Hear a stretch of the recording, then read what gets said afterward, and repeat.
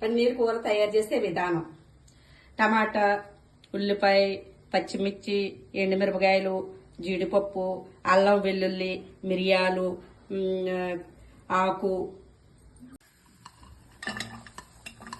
First onions వేసుకోవాలి, తర్వాత టమాటా, తర్వాత పచ్చిమిర్చి, తర్వాత ఎండుమిర్చి,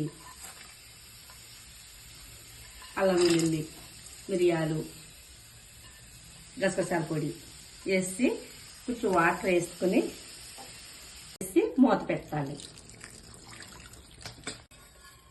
సాల్ట్, చిన్న ఉడకబెట్టి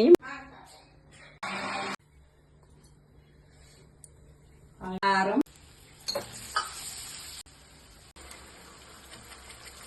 ఉడికిపోయింది, దగ్గరికి అయిపోయింది.